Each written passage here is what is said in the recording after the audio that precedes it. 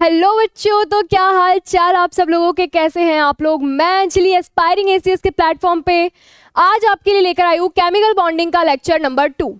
तो lecture number 1 जो हमारा हुआ था, लास्ट लेक्चर में हमने डिस्कस किया था आयनिक बॉन्ड्स तक। बॉन्ड्स क्या होते हैं, क्यों फॉर्म करते हैं और किस तरीके से फॉर्म होते हैं। ऑक्टेट रूल हमने देखा था, उसके ड्रॉबैक्स देखने के बाद में जब हम बॉन्ड्स पढ़ रहे थे, उसके अंदर पहला type of bond that is ionic bond हमने पूरा कंप्लीट कर लिया था विद इट्स प्रॉपर्टीज। तो आज हम पढ़ेंगे उसी के कंटिन्यू में हमारा बॉन्ड नंबर 2, जो दूसरे तरीके के बॉन्ड फॉर्मेशन होते हैं, दैट आर कोवलेंट बॉन्ड्स। तो कोवलेंट बॉन्ड क्या होते हैं उनके बारे में हम आज चर्चा करेंगे। तो देखो, आयनिक बॉन्ड में हमने क्या पढ़ा था कि हमारे पास में दो एटम होते हैं और वो क्या करते हैं, ट्रांसफर करते हैं इलेक्ट्रॉन्स का। कोई एक दे रहा होता है और कोई एक ले रहा होता है इलेक्ट्रॉन्स को। तो एनायन और केटायन का फॉर्मेशन हमारे पास होता है और उनके बीच में अट्रैक्शन की वजह से हमारे पास में आयनिक बॉन्ड का फॉर्मेशन होता है। ये पढ़ा था हमने, यहाँ तक तो बहुत ईजी था।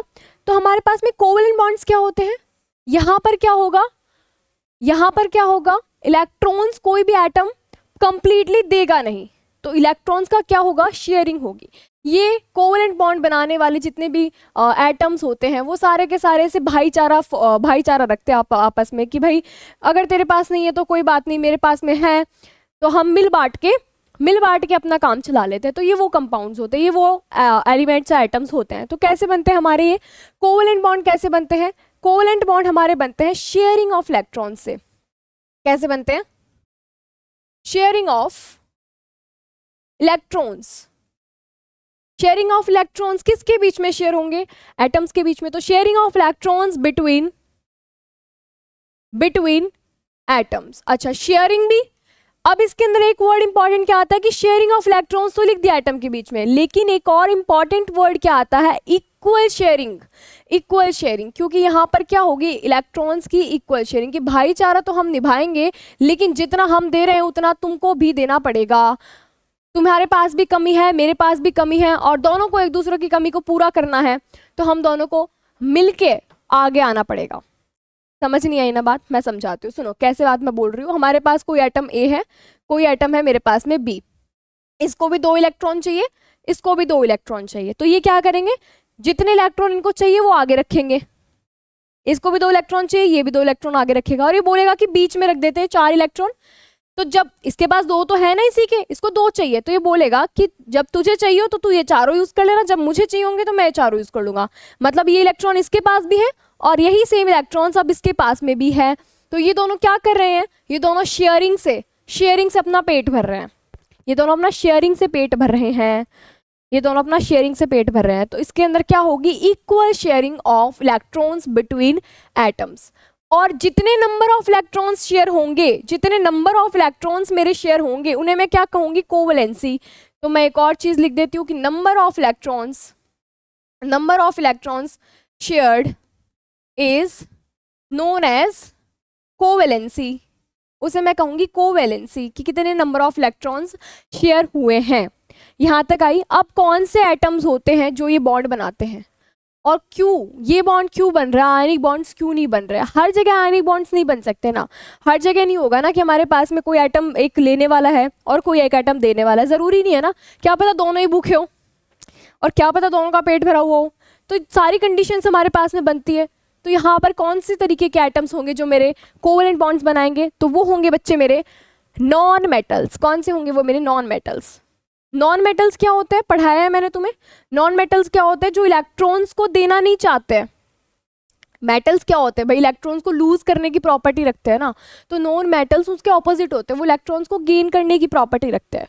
तो नॉन मेटल्स, जब दो नॉन मेटल्स मेरे पास में मिलेंगे तो वो मेरे पास में क्या बनाएंगे, वो मेरे पास में बनाएंगे कोवलेंट बॉन्ड। वो मेरे पास में बनाएंगे कोवलेंट बॉन्ड। आई बात समझ में। जैसे कि एग्जाम्पल देख लो, नॉन मेटल्स तो हमें पता ही है भाई। एल्केली मेटल्स, एस ब्लॉक वाले तो कोई भी नहीं होगा इनमें से, एस ब्लॉक वाला तो कोई भी नहीं होगा। तो नॉन मेटल्स कौन से होंगे मेरे, जैसे क्लोरीन होगी, क्लोरीन का बॉन्ड है, सारे के सारे हेलोजन वाले बॉन्ड ले लो तुम, ये सारे क्या है मेरे नॉन मेटल्स है। और ये सारे जो बॉन्ड इनके बीच में बने हैं वो कैसे बॉन्ड बने हैं, इनके बीच में बने हैं कोवलेंट बॉन्ड्स। और आयनिक वाले में कैसे हो रहे थे फिर, आयनिक वाले में क्या हो रहा था कि एक तो लेने वाला होना चाहिए और एक देने वाला होना चाहिए। तो लेने वाला कौन होता है, नॉन मेटल्स होते हैं, और देने वाला कौन होता है, इलेक्ट्रॉन्स को मेटल्स होते हैं। तो मेटल और नॉन मेटल मिलकर क्या बना रहे थे? आयनिक बॉन्ड बना रहे थे। मेटल और नॉन मेटल मिलकर क्या बना रहे थे? मेटल प्लस नॉन मेटल, ये मेरे मिलके क्या बना रहे थे? ये मेरे बना रहे थे आयनिक बॉन्ड को। तो क्या सारे के सारे मेटल और नॉन मेटल मिलके आयनिक बॉन्ड बना रहे थे? नहीं, कुछ एक्सेप्शन भी थे। एक्सेप्शन क्या थे मेरे पास में? एक्सेप्शन क्या आते हैं मेरे पास में? एक्सेप्शन क्या आते हैं? जैसे कि एल्यूमिनियम ट्राइक्लोराइड, ये मेटल है एल्यूमिनियम, ये नॉन मेटल है, दोनों ने बॉन्ड तो बनाया है लेकिन ये बॉन्ड आयनिक बॉन्ड नहीं है, this is an covalent bond. अच्छा, जैसे BeCl2, ये देख लो तुम, ये भी क्या है मेरे पास में? मेटल है, नॉन मेटल है, लेकिन ये जो बॉन्ड फॉर्मेशन यहाँ पर हुआ है वो कैसा बॉन्ड हुआ है? ये बॉन्ड फॉर्मेशन हुआ है मेरे पास में कोवेलेंट बॉन्ड। सिमिलरली LiCl, ये भी हमारे पास में कोवेलेंट कंपाउंड है। तो हमारे पास में हमने देखा कि मेजर आयनिक बॉन्ड कौन बना रहा है? एक मेटल और एक नॉन मेटल मिलके, कुछ एक्सेप्शंस हैं वहां पर, और मेजर हमारे पास में कोवेलेंट कंपाउंड कैसे फॉर्मेशन हो रहे हैं? मेटल्स और नॉन मेटल से मिलके हमारे पास में कोवेलेंट कंपाउंड्स का फॉर्मेशन हो रहा है। कुछ बातें अब हम एग्जाम्पल के साथ समझते हैं कि जैसे कैसे फॉर्मेशन हो रहा है, हो कैसे रहा है, हो गया शेयरिंग से, पर कैसे हो रही है शेयरिंग वो दिखा दो। तो उसके लिए हम क्या करेंगे? उसके लिए हम देखेंगे orbital concept of covalent bond. Orbital concept हमें क्या कहता है बच्चे? एग्जाम्पल से समझते हैं। हमारे पास में एक कंपाउंड है, अमोनिया का लेते हैं पहले, NH3 जो बॉन्ड बना रहा है, ये मेरा क्या बॉन्ड है? इसका कोवेलेंट बॉन्ड है। इसको मैं कैसे दिखाऊंगी? तो सबसे पहले दो तरीके के एटम इन्वॉल्व है मेरे बॉन्ड फॉर्मेशन में, वो देखो। नाइट्रोजन का कॉन्फ़िगरेशन मेरे पास में क्या होता है? नाइट्रोजन का कॉन्फ़िगरेशन होता है मेरे पास में 1s2, 2s2 और 2p3, ये मेरे पास में नाइट्रोजन का कॉन्फ़िगरेशन है। जैसा मैंने बताया था कि बॉन्ड फॉर्मेशन के अंदर कौन काम में आएगा? मेरे लास्ट शेल जो होगा, मेरा लास्ट आउटर मोस्ट शेल जो होगा, उसी के इलेक्ट्रॉन्स मेरे पास में बॉन्ड फॉर्मेशन में काम आएंगे।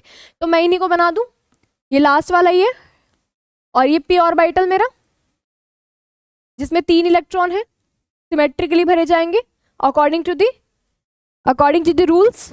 अच्छा, ये तो मेरा नाइट्रोजन का बना दिया। अब हाइड्रोजन का देखते हैं। हाइड्रोजन का तो कुछ नहीं होता मैम, 1s1 होता है, तो एक ही हमारे पास में इसमें ऑर्बिटल होता है जिसमें एक इलेक्ट्रॉन होता है। तो अगर तुम देखोगे तो यहाँ पर कितने अनपेयर्ड इलेक्ट्रॉन्स है? 3, और तीनों को एक एक इलेक्ट्रॉन की जरूरत है। ऐसे हमारे पास में 3 हाइड्रोजन के 1s1 है, ये भी 1s1 है, ये भी 1s1 और ये भी 1s1, ये सारे क्या है? हाइड्रोजन के 1s1 है।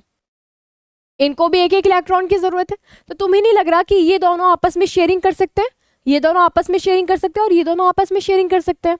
तो क्या तुम्हें फील हो रही है ये चीज कि यहाँ पर ये दोनों आपस में शेयरिंग कर लेंगे, और इनके शेयरिंग से इन दोनों के इसका डुप्लेट और इसका ऑक्टेट कंप्लीट हो जाएगा, और इससे हमारे पास क्या बनेगा? Ammonia molecule. और इसके अंदर तुम्हें ये भी दिखना चाहिए कि जो मेरा 2s2 ऑर्बिटल था, ये ऑर्बिटल तो बॉन्ड फॉर्मेशन में पार्टिसिपेट ही नहीं कर रहा है, ये बॉन्ड तो फॉर्मेशन में पार्टिसिपेट ही नहीं कर रहा है। तो बॉन्ड फॉर्मेशन पार्टिसिपेट कौन कर रहा है? सिर्फ 3 ऑर्बिटल, और कितने बॉन्ड बने मेरे पास में? 3 हाइड्रोजन के साथ में बॉन्ड का फॉर्मेशन हुआ है। इसी चीज में एक चीज कंसेप्ट मुझे जो बताना है, तो दूसरा एग्जांपल मैं आपको लेके बताती हूँ।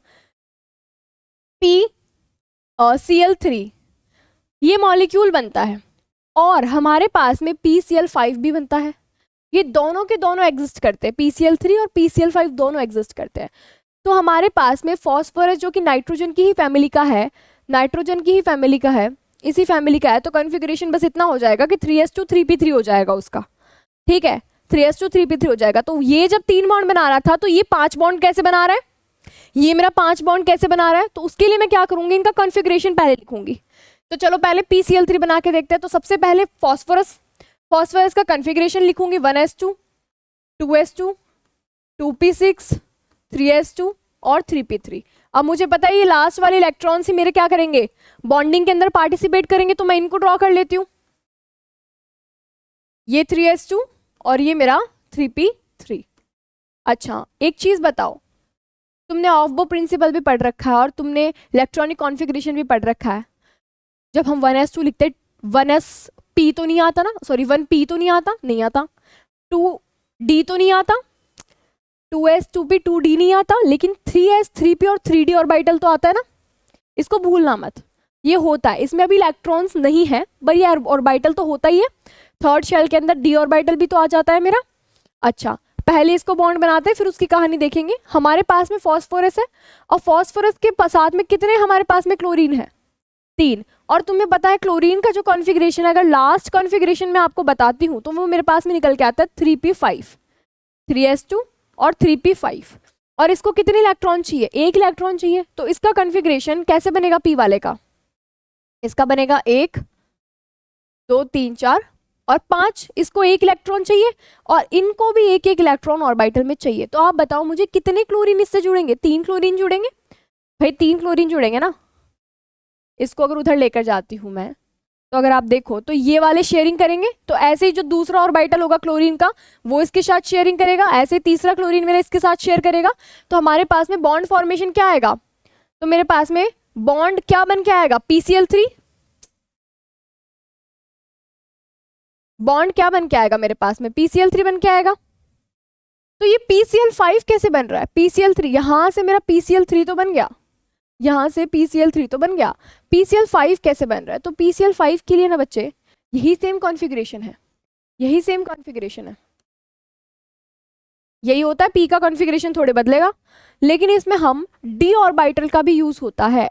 और d ऑर्बिटल का यूज कैसे होता है, ये भी सब कुछ सेम होता है इसके अंदर। तो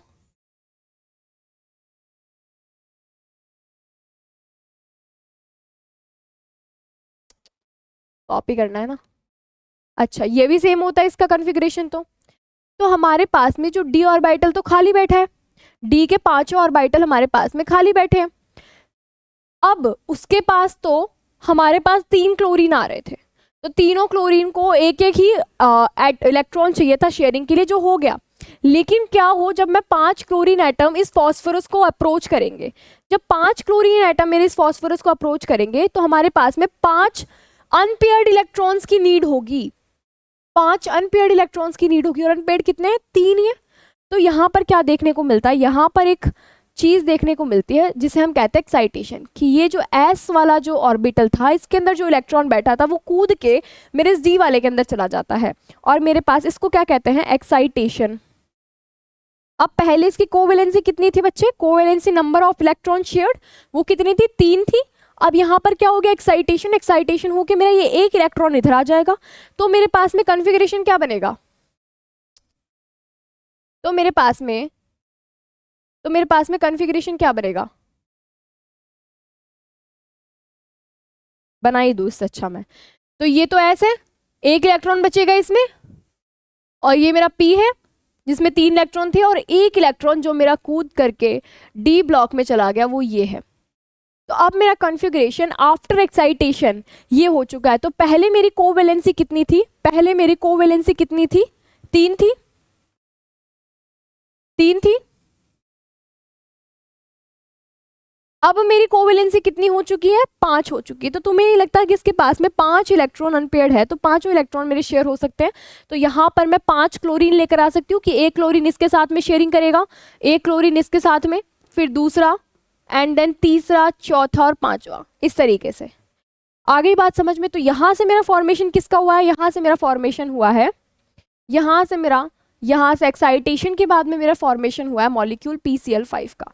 तो जो चीज़ बताने वाली थी वो ये थी कि यहाँ पर अमोनिया में ऐसा नहीं हुआ, NH5 हमें देखने को नहीं मिलता, ना हमें NCl5 देखने को मिलता है। क्यों नहीं मिलता है, क्योंकि यहाँ पर 2s और 2p second outer most shell है, और सेकेंड आउटर मोस्ट शेल में तुम्हें पता होना चाहिए कि सेकंड आउटर मोस्ट शेल जब सेकंड पीरियड होता है तो उसके पास में हमारे पास में d ऑर्बिटल्स नहीं होते हैं, तो 2d तो होता ही नहीं है। तो 2d नहीं होता तो एक्साइटेशन कराओगे भी कैसे, हो ही नहीं सकती एक्साइटेशन, क्योंकि d ऑर्बिटल ही नहीं है।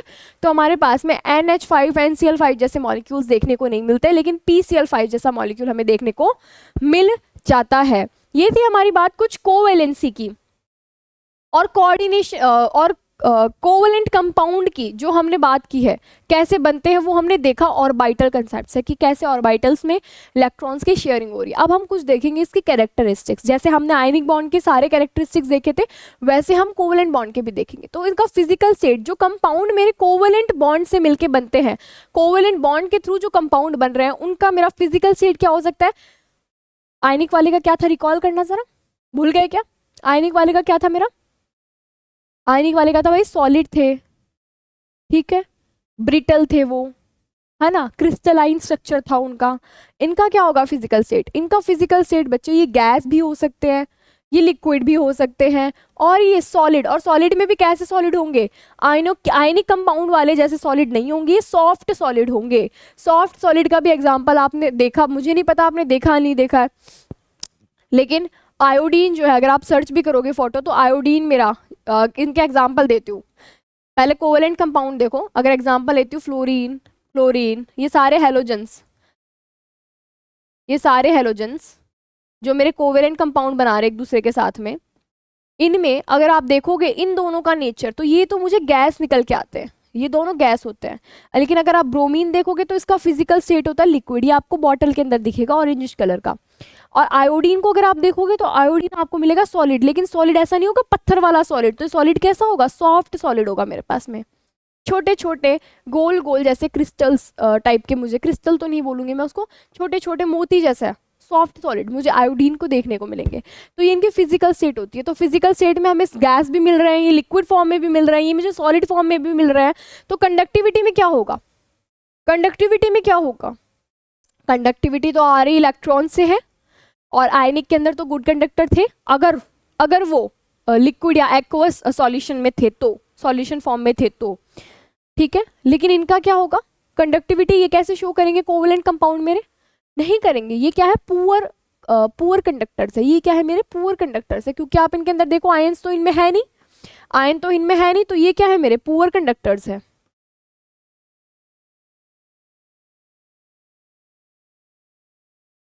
तो ये तो मेरे पुअर कंडक्टर्स हो गए, समझ गए। और लेकिन समटाइम्स, कुछ टाइम ऐसा होता है जब ये कंडक्ट करते हैं, sometimes they conduct electricity, they conduct electricity या हीट जो भी है। तो इलेक्ट्रिसिटी या हीट क्यों करते हैं? फिर कुछ बार ऐसा क्या हो जाता है? ड्यू टू, रीजन क्या है बच्चे? Due to self ionization, self ionization. ऐसा कैसा? कोई एग्जाम्पल दो, समझ में नहीं आया तो इसका एग्जाम्पल है आपके पास में, the best example is your water. पानी H2O उसका फॉर्मूला होता है, और जो आप पानी पीते हो वो कोवेलेंट कंपाउंड है, वो कोवेलेंट बॉन्ड से ही बना है, लेकिन वो कंडक्ट तो करता है इलेक्ट्रिसिटी। तो कई बार water actually is not a good conductor. अगर एकदम प्योर वाटर लेते हो आप तो that is not a good conductor. जो नॉर्मल वाटर उसके अंदर आयंस प्रेजेंट होते हैं, उन आयंस की वजह से हमारे पास कंडक्टिविटी शो होती है। Other type of ions present होते हैं, मैग्नीशियम हो गया, कैल्शियम हो गया, ये सब आयंस की वजह से हमारे पास में, फ्लोरीन हो गया, क्लोरीन हो गया, इन आयंस की वजह से हमारे पास में क्या होती है? कंडक्टिविटी होती है। वाटर तो नहीं होता ना कंडक्टर, लेकिन कुछ बार वाटर अगर सेल्फ आयनाइजेशन कर ले, OH माइनस और H पॉजिटिव, वाटर का डिसोसिएशन होता है बहुत कम, वाटर अपने आप में बहुत कम डिसोशिएट करता है। लेकिन अगर कई बार कर ले वो डिसोशिएशन, थोड़ा बहुत भी एक्सटेंट तक अगर हो जाता है, तो वहां पर वो मेरे पास में थोड़ी बहुत कंडक्टिविटी शो करता है। तो sometimes covalent compound do show conductivity. Example हो गया मेरा water due to self ionization, water हो गया। और मेरे पास में लिक्विड अमोनिया, अमोनिया सिर्फ गैस में नहीं होता ना, लिक्विड फॉर्म में भी होता है। तो ये मेरे पास में ये दो एग्जाम्पल हो गए। अच्छा आगे चले, आगे मेरे पास में क्या आता है? आइसोमेरिज्म। आइसोमेरिज्म को हम नेक्स्ट पेज पे सुनते हैं।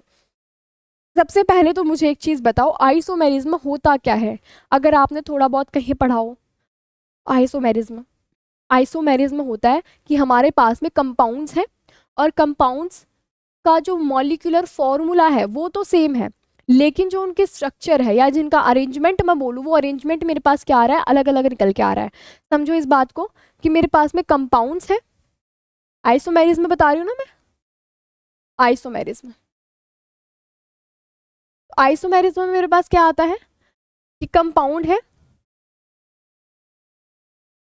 With same molecular formula, MF molecular formula, but different structures या different arrangement, different arrangement of atoms. कैसे? कैसे? अगर आप देखोगे जितनी भी ऑर्गेनिक कंपाउंड है, कोई भी ऑर्गेनिक आप चेन अपने आप से भी बना सकते हो। अगर कोई भी मान लीजिए आप ये वाला कोई कंपाउंड ले लेते हैं, क्या है ये? 1 2 3 4, 4 कार्बन है, ब्यूटेन है ये। इस ब्यूटेन के अंदर जितने कार्बन और जितने हाइड्रोजन है वो तभी भी उतने ही रहेंगे। अगर मैं इस फॉर्मूले को ऐसे ना करके मैं इस ब्यूटेन को ऐसे लिखूं, अगर मैं इसको ऐसे ना लिख के और तो क्या बन सकता है इसका, ये बन सकता है। अगर मैं इसका स्ट्रक्चर चेंज कर दूं, बॉन्ड लाइन नोटेशन में कंफ्यूज मत हो ना, यहाँ पर ये जो ये होते हैं ये मेरे कार्बन को शो करते हैं, आपको पता होगा ये चीज़। तो यहाँ पर मेरा CH3 है और यहाँ पर लास्ट में भी मेरा CH3 है, यहाँ पर मेरे 2 हाइड्रोजन है, यहाँ पर भी मेरे 2 हाइड्रोजन है। तो आप यहाँ पर देखोगे तो यहाँ पर कोने पर CH3 होगा, यहाँ पर कोने पर CH3 होगा, यहाँ पर भी CH3 होगा और यहाँ पर 1 हाइड्रोजन होगा। आप इनमें हाइड्रोजन और कार्बन नंबर काउंट कर लो, सेम ही आएंगे दोनों के अंदर। तो आइसोमेरिज्म में मेरी क्या प्रॉपर्टी है कि हमारे पास में कंपाउंड 2 है, कंपाउंड दोनों अलग अलग है लेकिन उनका मॉलिक्यूलर फॉर्मूला सेम है, बट स्ट्रक्चर उनके सिर्फ स्ट्रक्चर की वजह से वो डिफरेंट प्रॉपर्टीज शो कर जाते हैं। तो ये मेरे पास में क्या है, ये मेरे पास में होता है आइसोमेरिज्म। और ये कौन शो करता है, ये कोवेलेंट कंपाउंड्स, ये सारे जो बॉन्ड बने हुए हैं, ये बॉन्ड जो बने हुए हैं सी का हाइड्रोजन के साथ में, कार्बन का कार्बन के साथ में, सारे बॉन्ड क्या है, कोवेलेंट बॉन्ड्स ही तो है, ये सारे के सारे मेरे कोवेलेंट बॉन्ड्स ही तो ये कंपाउंड क्या है, कोवेलेंट कंपाउंड ही है मेरा। ये कंपाउंड क्या है मेरा, ये कोवेलेंट कंपाउंड ही है। अच्छा, एक चीज और जो मुझे बतानी है आपको, वो क्या है कि जो मेरे कोवेलेंट कंपाउंड्स होते हैं, जो मेरे कोवेलेंट कंपाउंड्स होते हैं वो होते हैं डायरेक्शनल। वो क्या होते हैं, डायरेक्शनल। ये क्या हो गया, अच्छा आयनिक कंपाउंड होते हैं मेरे नॉन डायरेक्शनल, आयनिक कंपाउंड होते हैं नॉन डायरेक्शनल और कोवेलेंट कंपाउंड होते हैं मेरे डायरेक्शनल। आप देखो आयनिक कंपाउंड NaCl हो गया, KCl हो गया, इनका आप क्या पढ़ते हो, इनका आप क्रिस्टलाइन स्ट्रक्चर पढ़ते हो, इनका लैटिस फॉर्म में किस शेप में ये होते हैं वो पढ़ते हो आप, शेप नहीं पढ़ते हो आप, इनका लैटिस पढ़ते हो अलग अलग। लेकिन जो मेरे कोवेलेंट कंपाउंड है उनके आप शेप निकालते हो, जो आप इस चैप्टर में आगे निकालोगे कि वो कैसा दिख रहा है, ट्राइगोनल, प्लेनर है, पिरामिडल है, ये सब शेप निकाल रहे हो आप। तो जो कोवेलेंट कंपाउंड होते हैं उनके अंदर जो बॉन्ड्स होते हैं, कोवेलेंट बॉन्ड्स जो है मेरे, वो क्या होते हैं, डायरेक्शनल होते हैं, तभी तो आप उनकी शेप निकाल रहे हो। और आयनिक कंपाउंड्स मेरे पास में क्या होते हैं, नॉन डायरेक्शनल होते हैं। क्यों, ये तो मैंने आपको शायद बताया भी था कि आयन है, आयन के ऊपर चार्ज है, तो वो चार्ज क्या है, सब जगह इक्वली लग रहा है मेरा, चारों तरफ इक्वली मेरा चार्ज लग रहा है, तो वो मेरा क्या है, वो क्या है, नॉन डायरेक्शनल, एक पर्टिकुलर डायरेक्शन में नहीं है। तो कोवेलेंट कंपाउंड्स आर डायरेक्शनल, ठीक है, ये भी हो गया। अच्छा, तो कोवेलेंट कंपाउंड्स क्या होते हैं, कैसे बनते हैं, ये सब चीजें हमने यहाँ पर देखी, उनकी प्रॉपर्टीज हमने कुछ समझी, लेकिन उसकी एप्लीकेशंस कहाँ कहाँ होती है वो आप देखो। एप्लीकेशंस मतलब कुछ इसी के अंदर एक पार्ट आता है जो बहुत इंपॉर्टेंट पार्ट है, उसको हम कहते हैं फजान्स रूल। ये बहुत इंपॉर्टेंट रूल है, फजान्स रूल जो है बहुत इंपॉर्टेंट रूल है और ये हमें बहुत कुछ समझाता है। हमने अभी तक आयनिक पढ़ा और हमने कोवेलेंट पढ़ा, और इसके अंदर देखना बच्चों, इसके अंदर देखना, हमने सोचा कि एक कोई कंपाउंड है AB, ये मेरा क्या बना रहा है, ये आयनिक बॉन्ड बना रहा है, ये बना रहा है आयनिक बॉन्ड, तो मतलब 100% आयनिक बॉन्ड है इसका, तो इसका 100% आयनिक बॉन्ड है। और एक कोई कंपाउंड है मेरा AB, दूसरा कोई कंपाउंड है, यही कंपाउंड अगर मेरा कोवेलेंट बॉन्ड बनाए तो मैं कहूंगी कि इसने 100% कोवेलेंट बॉन्ड बना रखा है। लेकिन फजान्स रूल क्या कहता है मुझे कि इस पूरी दुनिया में कोई भी ऐसा कंपाउंड नहीं है जो 100% आयनिक या फिर 100% कोवेलेंट बॉन्ड बनाए। ऐसा पूरी दुनिया में कोई भी कंपाउंड नहीं है जो मेरा 100% आयनिक या 100% कोवेलेंट बॉन्ड बनाए। तो होता क्या है, होता ये कि कोई भी बॉन्ड मेरा किसी कंपाउंड में बनता है तो उसके अंदर कुछ कैरेक्टर होता है आयनिक का और कुछ कैरेक्टर होता है मेरे कोवेलेंट का। मतलब आयनिक भी होता है कैरेक्टर और कोवेलेंट भी होता है। तो मामला होता है इनकी कुछ बीच का, इनके कुछ बीच का मामला होता है कि जो बॉन्ड्स बन रहे होते हैं वो मेरे कुछ ना कुछ आयनिक कैरेक्टर भी रख रहे होते हैं और कुछ ना कुछ कोवेलेंट कैरेक्टर भी रख रहे होते हैं। यहाँ पे हमें एक चीज समझ में आनी चाहिए कि ऐसा क्यों हो रहा है, क्यों हो रहा है ऐसा। अगर मैं आयनिक बॉन्ड को देखूं और अगर आयनिक बॉन्ड को तुमने भी देख रखा है तो आयनिक बॉन्ड बच्चे मेरा कैसे बनता है, आयनिक बॉन्ड कैसे बनता है मेरा, ये कोई कैटायन होगा और ये मेरा कोई एनायन होगा, ये कोई कैटायन होगा और ये मेरा कोई एनायन, थोड़ा बड़ा होता है इससे। तो इनके अट्रैक्शन की वजह से मेरे पास में क्या बन रहा होगा, आयनिक कंपाउंड बन रहा होगा। लेकिन होता क्या है, जब आयन्स एक दूसरे को अट्रैक्ट करते हैं तो पहले तो ये बी नेगेटिव, पहले ये बी नेगेटिव मेरा यहाँ रहा होगा और अट्रैक्शन की वजह से बाद में ये पास में जाएंगे। तो जैसे ही पास में जाएंगे तो कहानी कैसी बनेगी मेरी कि मेरा ये तो है पॉजिटिव चार्ज, लेकिन जैसे ही वो पॉजिटिव चार्ज के पास आया, नेगेटिव चार्ज क्या है, नेगेटिव चार्ज क्या है, क्लाउड है ना। नेगेटिव चार्ज तो डिस्पर्स है चारों तरफ, इलेक्ट्रॉन क्लाउड ही तो है वो। तो वो जो इलेक्ट्रॉन का क्लाउड है बी का, वो क्या हो जाएगा, डिस्टॉर्ट हो जाएगा। डिस्टॉर्ट मतलब उसकी जो शेप है वो चेंज हो गई है। उसकी शेप में चेंज आ जाएगा। इलेक्ट्रॉन्स क्या है भाई, इलेक्ट्रॉन्स नेगेटिव चार्ज है, और नेगेटिव चार्ज ऐसा तो है नहीं एक ही जगह लटका हुआ है, वो तो सब जगह फैला हुआ है, वो तो डिस्पर्स है हमारे पास में, तो उसको मैं क्या बोलती हूँ, नेगेटिव चार्ज का एक क्लाउड है, मैं ये बोलती हूँ। तो वो जो नेगेटिव चार्ज का क्लाउड जब मेरा इस केटायन के पास अट्रैक्ट होता है तो उसके उसके उसके शेप में क्या आता है, डिस्टॉर्शन आ जाता है, चेंज आ जाती है। तो हमारे पास इस फेनोमेनन को मैं क्या बोलती हूँ, इस फेनोमेनन को बोलती हूँ पोलराइजेशन। तो यहाँ पर क्या हो गया, पोलराइजेशन। यहाँ पर एक फेनोमेनन आया हमारे पास पोलराइजेशन। क्या था पोलराइजेशन, पोलराइजेशन क्या था, डिस्टॉर्शन। क्या था मेरा, distortion of electron cloud of anion due to attraction, due to attraction of cation, attraction by cation. तो distortion of electron cloud of anion due to attraction by cation. तो ये phenomenon मेरे पास में क्या आता है, polarisation. तो ये पोलराइजेशन देखने की वजह से हमारे पास में ये समझ आता है कि यहाँ पर प्योर आयनिक तो कुछ नहीं है और प्योर कोवेलेंट भी कुछ नहीं है कि 100% शेयरिंग ही हो रही हो।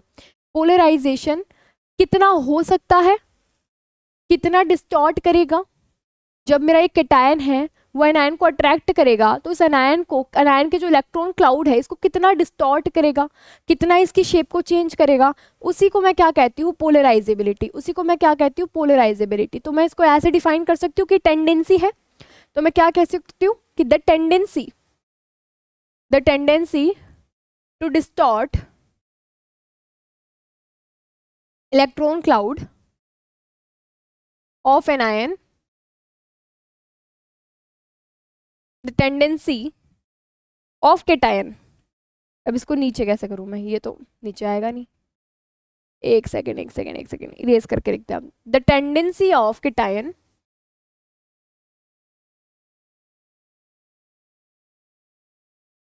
टू डिस्टॉर्ट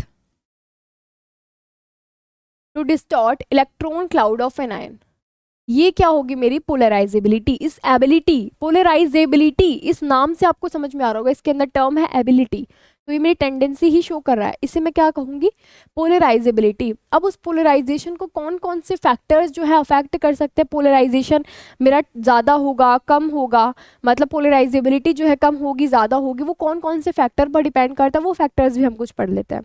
तो उन फैक्टर्स के लिए, फैक्टर्स कौन कौन से हैं मेरे, अच्छा दो ही तो चीज़ें हैं हमारे बॉन्ड फॉर्मेशन में, क्या है, एक तो है मेरा केटायन है और एक मेरा क्या है, एनायन है। दो ही तो चीज़ें हैं मेरे बॉन्ड फॉर्मेशन में, केटायन होगा और एक मेरा एनायन होगा, मतलब एक पॉजिटिव चार्ज होगा एक नेगेटिव चार्ज होगा। तो अगर मेरे पास में मैं सबकी बात करती हूँ नंबर 1 फैक्टर की, नंबर 1 फैक्टर लेती हूँ साइज। केटायन जो है, केटायन की अगर मैं साइज लेती हूँ, केटायन जो है अगर मैं उसकी साइज लेती हूँ, तो मेरे पास में सोचो मेरे पास में केटायन की साइज क्या होनी चाहिए कि मेरे पास पोलराइजेशन ज़्यादा आए। इस चीज़ को हम एक तरीके से समझते हैं कि हमारे पास में पहले क्या था, कंपाउंड पूरा आयनिक था क्योंकि केटायन था एनायन था, लेकिन प्रोसेस क्या हुई मेरे पास में कि ये केटायन है और ये केटायन है और ये मेरा एनायन है, ठीक है। अब केटायन छोटा होता है और एनायन क्या होता है, बड़ा होता है, और जैसे ही ये दोनों एक दूसरे के पास आते हैं, इसके अंदर क्या होता है, इसके इलेक्ट्रॉन क्लाउड का क्या होता है, डिस्टॉर्शन होता है। तो उसकी वजह से ये बॉन्ड ऐसे ना बनकर ये बॉन्ड कुछ ऐसे बनता है। क्यों बनता है ऐसे, क्योंकि इसका इलेक्ट्रॉन क्लाउड का क्या हुआ, डिस्टॉर्शन हुआ। तो अब ये जो प्योर आयनिक था, जो सिर्फ और सिर्फ अट्रैक्शन की वजह से बन रहा था, सिर्फ और सिर्फ अट्रैक्शन की वजह से बन रहा था, ये मेरा कन्वर्ट होने लग जाएगा कोवेलेंट के अंदर। क्यों, क्योंकि यहाँ पर मुझे देखने को मिल जाएगी थोड़ी थोड़ी ओवरलैपिंग, क्योंकि इसके इलेक्ट्रॉन क्लाउड का क्या हुआ, डिस्टॉर्शन हुआ, और यहाँ पर मुझे क्या देखने को मिलेगी, थोड़ी थोड़ी ओवरलैपिंग देखने को मिलेगी। तो हमारे पास एनायन तो वैसे भी बड़ा ही होता है। अब कैटायन पे देखो, अगर कैटायन पे मुझे ओवरलैपिंग करानी है तो कैटायन बड़ा होना चाहिए, छोटा होना चाहिए, कैटायन तो मेरा छोटा ही होना चाहिए। दो फायदे होंगे छोटे होने से, क्या, एक तो कैटायन अगर छोटा होगा तो चार्ज डेंसिटी ज़्यादा होगी तो उसको अट्रैक्ट ज़्यादा करेगा, तो जो इलेक्ट्रॉन क्लाउड है उसका डिस्टॉर्शन भी ज़्यादा होगा, अट्रैक्ट ज़्यादा करेगा तो ये अट्रैक्ट ज़्यादा करेगा, तो उसका जो इलेक्ट्रॉन क्लाउड है उसका डिस्टॉर्शन भी ज़्यादा होगा, ठीक है। और दूसरा साइज छोटी है तो ओवरलैपिंग भी अच्छी होगी। तो साइज ऑफ कैटायन ये क्या होनी चाहिए मेरे पास में, should be less. Size of cation क्या होनी चाहिए, कम होनी चाहिए मेरी। तो हमारे पास में पोलराइजेशन क्या होगा, ज़्यादा होगा। दूसरी चीज़ हम क्या देखते हैं, चार्ज की भी बात हमने यहीं पे कर ली है, चार्ज की भी बात सेम ही बताई है मैंने आपको कि अगर इसी के मैं चार्ज की बात करती हूँ, इसी के मैं चार्ज की बात करती हूँ, चार्ज ऑफ कैटायन की बात करती हूँ, तो हमारे पास चार्ज क्या होना चाहिए, ज़्यादा होना चाहिए। कि साइज छोटी होगी, चार्ज ज़्यादा होगा, तो चार्ज डेंसिटी बढ़ जाएगी, तो वो अट्रैक्शन फोर्स उसका ज़्यादा हो जाएगा। तो चार्ज में क्या कह सकती हूँ, शुड बी मोर, ये मेरे पास ज़्यादा होना चाहिए। अच्छा, दूसरा एनायन के क्या फैक्टर हो सकता है, एनायन की साइज बताओ मुझे सोच के। एनायन को क्या करनी है, ओवरलैपिंग करनी है, क्योंकि वो आयनिक था पर पोलराइजेशन की वजह से, पोलराइजेबिलिटी की वजह से वो कोवेलेंट में कन्वर्ट हो रहा है, और कोवेलेंट में कन्वर्ट होने के लिए वो ओवरलैपिंग करेगा। तो ओवरलैपिंग करने के लिए उसकी साइज, इस एनायन की साइज छोटी होनी चाहिए या फिर बड़ी होनी चाहिए, तो ऑब्वियसली बड़ी होनी चाहिए। तो हमारे पास में जो साइज ऑफ एनायन है, वो मेरे पास में क्या होनी चाहिए, should be more. Size of anion क्या होनी चाहिए मेरे पास में, ज़्यादा होनी चाहिए। समझ में आई बात। तो अगर मेरे पास में कैटायन होगा छोटा और एनायन होगा बड़ा, और कैटायन के ऊपर चार्ज क्या होगा, ज़्यादा, तो हमारे पास में जो आयनिक बॉन्ड है वो मेरा कोवेलेंट बॉन्ड के अंदर कन्वर्ट ज़्यादा होगा। मतलब वहाँ पर आयनिक और कोवेलेंट, मैंने कहा 100% तो दोनों में से कोई भी नहीं होता, लेकिन उस बॉन्ड जो फॉर्मेशन होगा उसके अंदर कोवेलेंट कंपाउंड, जो कोवेलेंट बॉन्ड जो होगा उसका कैरेक्टर मेरे पास ज़्यादा होगा। ये चीज़ समझ में आई तुम्हें। पोलराइजेशन से क्या हो रहा है, तो मैं लिख सकती हूँ ड्यू टू पोलराइजेशन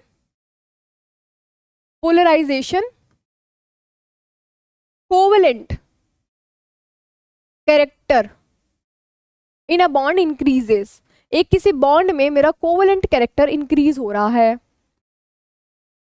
आई बात समझ में, हाँ, कोवेलेंट कैरेक्टर क्या हो रहा है, इंक्रीज हो रहा है। अब इसका हम एक क्या देख लेते हैं, एक एग्जाम्पल से समझ लेते हैं। मैंने आपको पढ़ाया था एल्कली अर्थ मेटल्स, जिसमें मैंने आपको लिथियम भी पढ़ाया है, सोडियम भी हुआ है हमारा, पोटेशियम और सीजियम। ये जब हमने बात की थी कि ये मेरे पास एल्कली अर्थ मेटल्स है तो इलेक्ट्रॉन डोनेशन की टेंडेंसी रखते हैं। अगर मैं इनका क्लोरीन नॉन मेटल के साथ में बॉन्ड बना दूं सबका, तो क्या सबके सब आयनिक बॉन्ड होंगे। तो याद करो जब मैंने आपको पढ़ाया था पीरियोडिक प्रॉपर्टीज के अंदर, तो मैंने आपको बताया था कि एस ब्लॉक वाले एलिमेंट्स क्या होते हैं, मेरे लो आयनाइजेशन एंथैल्पी होते हैं, मेटालिक होते हैं, और वो हमारे आयनिक कंपाउंड बनाते हैं, सिर्फ एक एक्सेप्शन को छोड़ के, वो है लिथियम और बेरिलियम।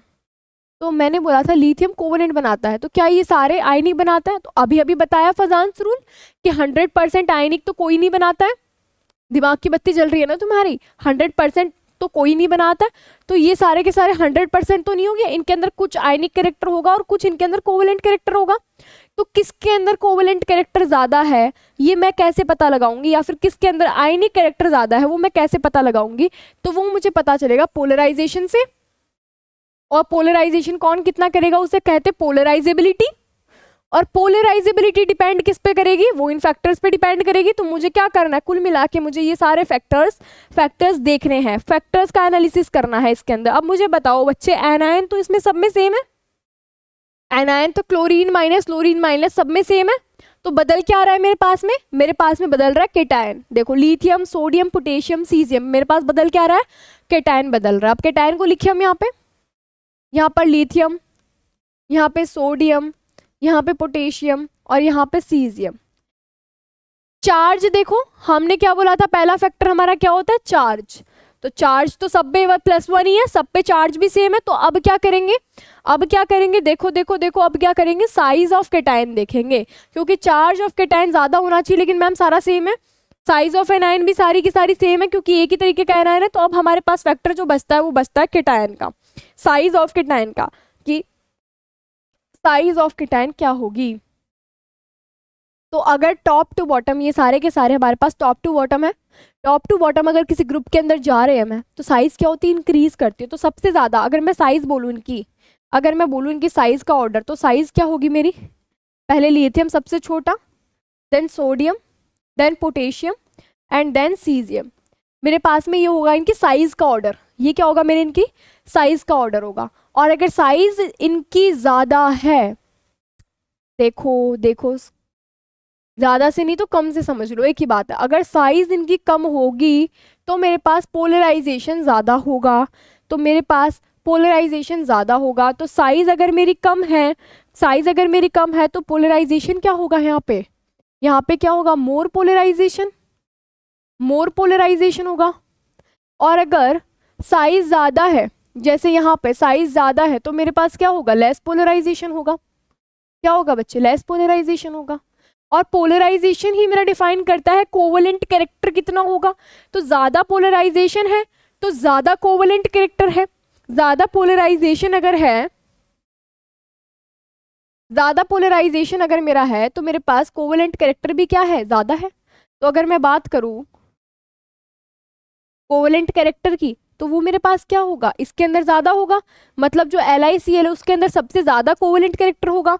देन मेरा किस में होगा, NaCl में, देन KCl में, देन मेरा लास्ट में सीजियम क्लोराइड। मतलब अगर कोवलेंट कैरेक्टर का ऑर्डर ये है, कोवलेंट कैरेक्टर का ऑर्डर ये है, तो तुम खुद ब खुद मुझे बता सकते हो कि अगर मैं आयनिक कैरेक्टर निकालती हूँ, अगर मैं आयनिक कैरेक्टर का ऑर्डर निकालती हूँ तो वो मेरे पास क्या आएगा, वो मेरे पास इसका उल्टा आ जाएगा।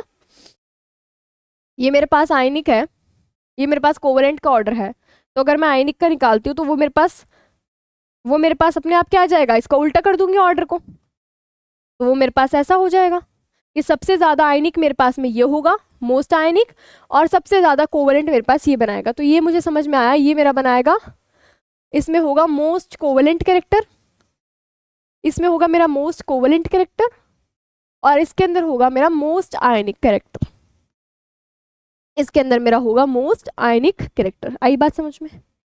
फजान्स रूल बहुत इंपॉर्टेंट होता है, फजान्स रूल बहुत इंपॉर्टेंट होता है, क्योंकि बॉन्ड मैंने बोला कि 100% आयनिक और 100%, मैंने नहीं फजान्स ने बोला कि 100% आयनिक और 100% कोवलेंट बॉन्ड मेरे पास में एग्जिस्ट ही नहीं करता है।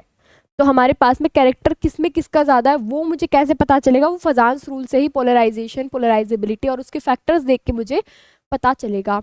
यहाँ तक का कंसेप्ट आप सबको क्लियर हो गया होगा मेरे ख्याल से, यहाँ तक तो कोई दिक्कत आनी नहीं चाहिए, क्योंकि ये बहुत इंपॉर्टेंट रूल था जो हमने पढ़ा था, और इसके साथ में हमने अपने कोवलेंट बॉन्ड को कंप्लीट कर चुके हैं। अगर तुम्हें समझ में आ रहा हो तो, अगर तुम्हें दिखाई दे रहा हो तो आयनिक के बाद में कोवलेंट बॉन्ड वाला हम पूरा कंप्लीट कर चुके हैं। तो अब हमारे पास जो नेक्स्ट बॉन्ड आते हैं वो आते हैं कोऑर्डिनेट बॉन्ड।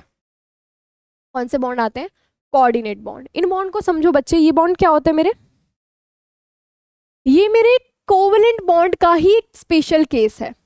तो मैं इसे कह सकती हूँ कि ये स्पेशल टाइप है मेरा कोवलेंट कंपाउंड्स का ही।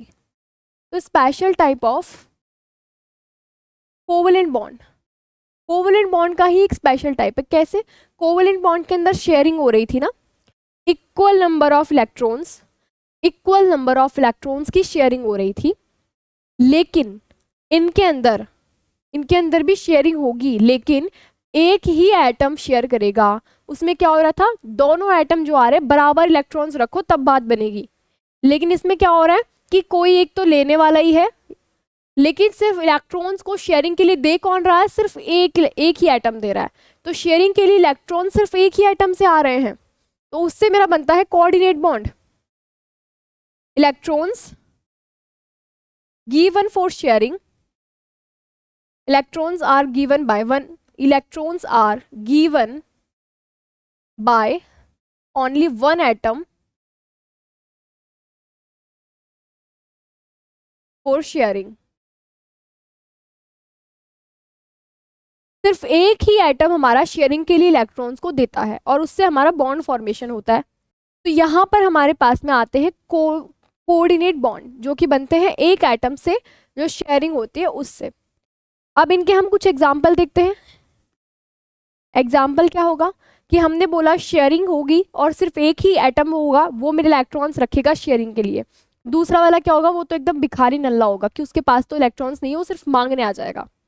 इसके एग्जाम्पल देखो, इसके एग्जाम्पल क्या होंगे, कोई भी जिसके पास में मेरे पास में इलेक्ट्रॉन्स हो तो इलेक्ट्रॉन्स जो दिए जाते हैं, एक ये चीज़ भी देखो, इलेक्ट्रॉन्स जो दिए जाते हैं, इलेक्ट्रॉन्स गिवन, वो कौन से होते हैं, लोन पेयर इलेक्ट्रॉन्स होते हैं या फिर नेगेटिव चार्ज इलेक्ट्रॉन्स होते हैं। ठीक है, sometimes they can be pi bond also. तो हमारे पास एग्जाम्पल क्या आएंगे इनके, एग्जाम्पल देखो जिनके पास में इलेक्ट्रॉन है जैसे अमोनिया, इनके पास क्या होता है, लोन पेयर होते हैं। अच्छा कोई भिखारी आ जाए इनके पास में, जैसे बोरोन वाले कंपाउंड, इनको मैं भिखारी क्यों बोल रही हूँ ये भी बताती हूँ।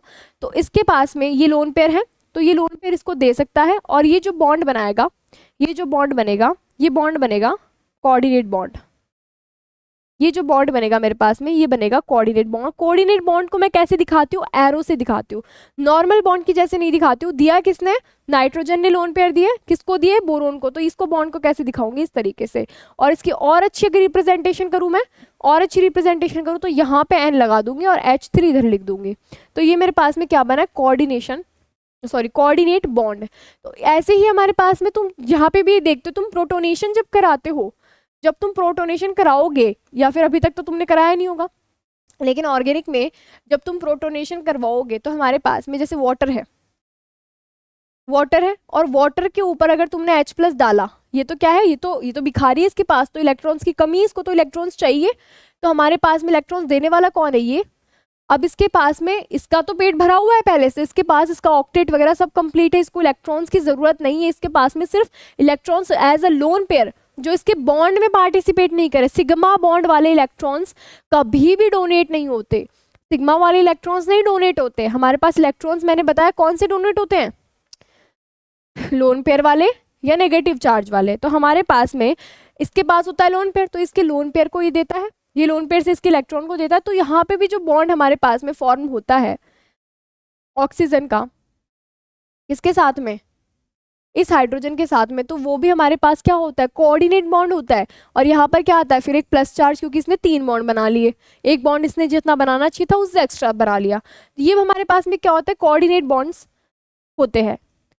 अब बोरोन का मैं अगर बताऊं आपको, अगर आपको कंफ्यूजन हो रहा हो कि बोरोन कैसे है, तो अगर बोरोन आप देखते हो BH3, ठीक है, ये हमारे कौन से ग्रुप का एलिमेंट है, 13th ग्रुप का एलिमेंट है। इसके लास्ट शेल में 3 इलेक्ट्रॉन्स होते हैं। तो अगर मैं इसका कॉन्फ़िगरेशन लिखूं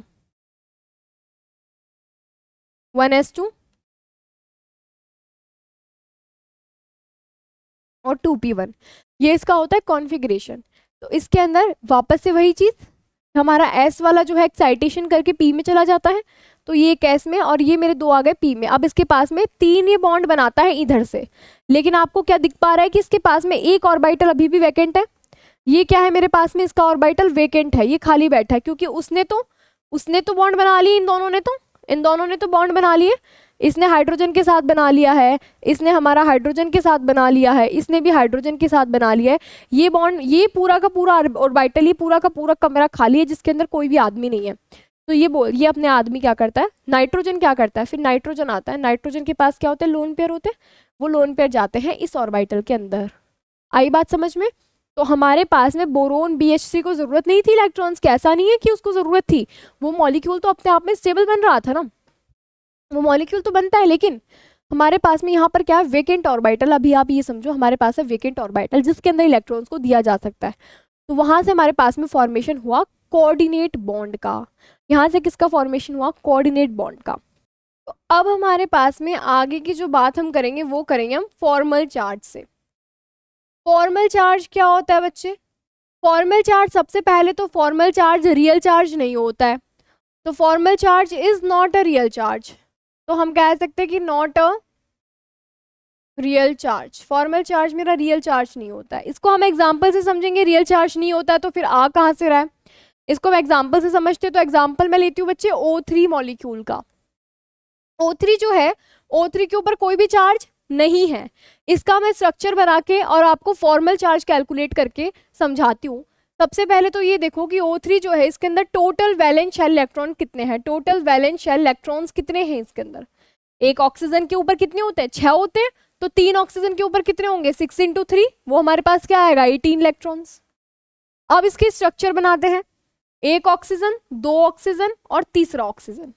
अच्छा पहले तो सिंगल बॉन्ड बना दो, एक ऑक्सीजन का डबल बॉन्ड बना देते हैं, क्योंकि ये 3 ज़्यादा से ज़्यादा हम 3 बॉन्ड बना सकते हैं ऑक्सीजन के, तब भी उसके ऊपर पॉजिटिव चार्ज आ जाता है। हमें पता है ऑक्सीजन नॉर्मली कितने बॉन्ड बनाता है, 2 बॉन्ड बनाता है। अगर वो एक बॉन्ड एक्स्ट्रा बना लेता है तो उसके ऊपर आता है बच्चे पॉजिटिव चार्ज। तो यहाँ पर इसका और बॉन्ड तो मैं बना नहीं सकती। यहाँ पर कितने इलेक्ट्रॉन्स मेरे ऑक्यूपाई हो गए? 18 में से देखो 2 2 4 5 6 इलेक्ट्रॉन्स गए, बाकी 18 इलेक्ट्रॉन्स है, तो 18 इलेक्ट्रॉन्स को भी मैं बना देती हूँ। 6 7 8 9 10 11 12 13 14 15 16 17 18 ये सारे के सारे मेरे पास में इलेक्ट्रॉन्स जो मैंने लुईस जॉर्ज स्ट्रक्चर के फॉर्म में बना दिए। ठीक है, यहाँ पर मैं निकालूंगी फॉर्मल चार्ज, एक तो इस ऑक्सीजन का और इस ऑक्सीजन का। तो उसके पहले हम देखते हैं कि फॉर्मल चार्ज निकालने का फॉर्मूला क्या होता है, फिर हम फील करेंगे कि वो फॉर्मूला कहाँ से आया है। फॉर्मल चार्ज निकालने का फॉर्मूला होता है बच्चे टोटल वैलेंस इलेक्ट्रॉन जो हमारे पास में है, टोटल वैलेंस इलेक्ट्रॉन मैं लिख देती हूँ आपको, टोटल वैलेंस इलेक्ट्रॉन्स माइनस में total number of lone pair electrons, lone pair नहीं, total number of lone pair electrons, total number of lone pair electrons minus में total number of bond pair electrons, total number of, दिख रहा है, of bond pair electrons divided by 2, total number of bond pair electrons divided by 2। ये मेरे पास formula बनता है formal charge को calculate करने का।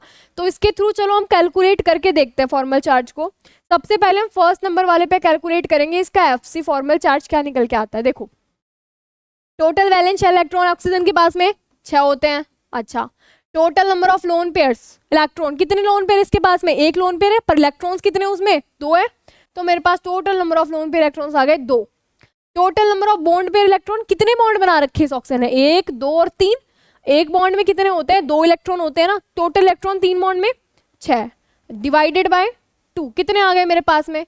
6 - 2 4 - 3 कितना आया? +1।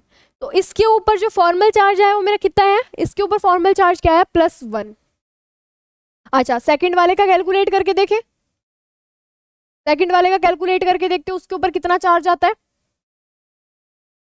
सेकंड वाले में भी सेम करूंगी मैं, formal charge number of valence electron कितने होता है? ऑक्सीजन ही है भाई, 6 इलेक्ट्रॉन होंगे। अच्छा, और total number of lone pair, कितने लोन पेयर है? 1 2 3। लोन पेयर 3 है लेकिन इलेक्ट्रॉन्स तो 6 होंगे, तो हमारे पास में इलेक्ट्रॉन्स 6 हैं, माइनस में कितने बॉन्ड बना रखे हैं? 1 बॉन्ड बना रखा है, 1 बॉन्ड में 2 इलेक्ट्रॉन्स, तो 2/2 हमारे पास कितना आ जाएगा? 0 - 1 दैट इज -1, दैट इज -1। तो हमारे पास में इस ऑक्सीजन के ऊपर फॉर्मल चार्ज आता है -1। तो अगर आप देखोगे हम पूरे O3 के ऊपर कोई चार्ज शो नहीं करते हैं, पर फॉर्मल चार्ज इनके ऊपर आ रहा है। अब इस फॉर्मूले को एक बार फील करके देखो, कैसे करोगे? कोई भी जो आउटर मोस्ट शेल में इलेक्ट्रॉन्स होते हैं आइटम के, वो हमारे किधर जाते हैं? या तो वो जाएंगे लोन पेयर की फॉर्म में, ऐसे ही नल्ले बैठे रहेंगे, या फिर वो जाएंगे बॉन्ड बनाने के लिए, या तो जाएंगे लोन पेयर की फॉर्म में, या तो जाएंगे बॉन्ड बनाने। तीसरा काम बचता है क्या? नहीं बचता ना।